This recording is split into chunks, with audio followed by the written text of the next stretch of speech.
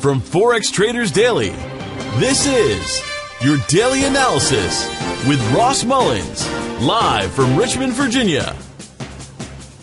Hello everyone, this is today's video analysis for July 27, 2017. In a moment, we'll be taking a look at the AUDUSD, the Australian versus US dollar for today's trade analysis. But first, I want to take a look at this dollar franc, because this is really indicative of the extreme volatility that we saw since the FOMC statement yesterday afternoon.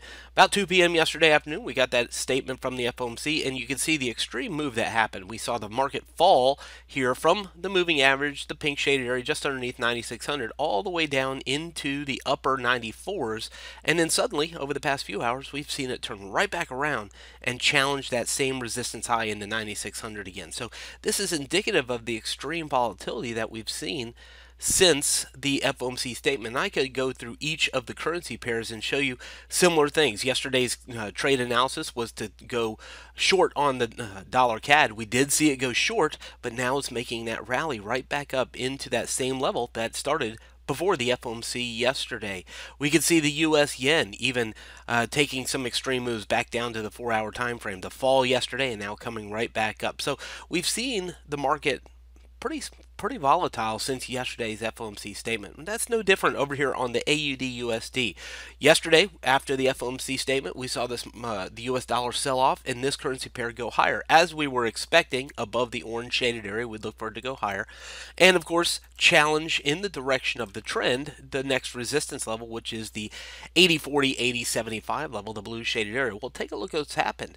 It came up, extreme move all the way back up here to the blue zone, and now we've seen this infusion of sell orders that has driven it right back down into the previous day's close. So very interesting here that's happening on the Australian dollar. The first thing I would say is going long at the in the direction of trend, buying or going long is kind of difficult at the very highest high of the trend. That's the first thing. You know, buy low, sell high. You don't really want to go long or buy something at the highest price that has possibly been at for multiple years. So it's definitely a cautionary place to go long. If you're going to go long, the best opportunity to do that would be to wait for it to tap down into the support, in a historical resistance, the 79.55 level. If we're looking for a continuation of that uptrend and a continuation of the rise that we've seen, we really want it to pull back before we look for an opportunity to take it long again.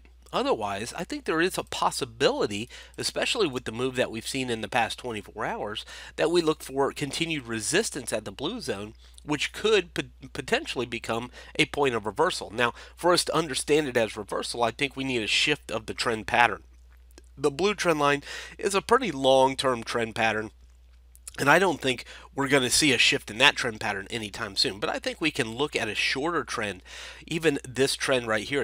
And let me change the color of it so it's different than the longer trend line. We'll just turn it to a black color.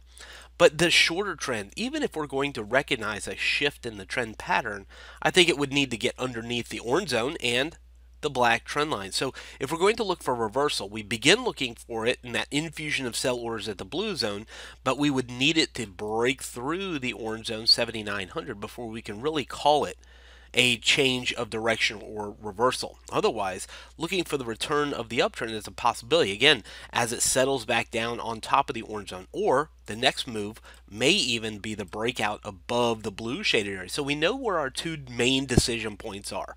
The black trend line, orange shaded area become our potential support and potential bounce point to go back up in the direction of the trend. The orange zone also becomes a breaking point and a change of the trend pattern if it gets underneath it, which it hasn't done yet. The blue zone is a point of potential reversal, which we've already seen today with an infusion of sell orders, but it also becomes an indication of a breakout in the direction of the trend if it gets above the blue zone. Let's take it down to the 4-hour time frame. Now, I don't think any of that really changes in our mind down here on the 4-hour time frame. It just gives us a little bit of a different vantage point to that. Take a look at that orange shaded area and the resistance and congestion that had there, and then of course now the breakout above there. So again, I think if you're looking for the buy scenario, you really need it to come down, challenge back to the orange zone, sit there as support, show you that the buyers are still interested in the currency pair, and then you look for it to turn higher. Otherwise, back underneath it, we look for potential reversal. And then again, the same scenario at the blue zone. We're having some infusion of sell orders. Are we confident in reversal here yet? I don't think we can be, but we'll continue to watch for it. And then a breakout above the blue zone gives you a continuation for the Australian dollar this week. From Forex Traders Daily, this has been your daily analysis with Ross Mullins. If you would like to get Ross's analysis on all the currency pairs he's watching and all the trades he takes today, join him in his live trade room by clicking on the link below. Please leave any comments you have about today's video in the comments section below.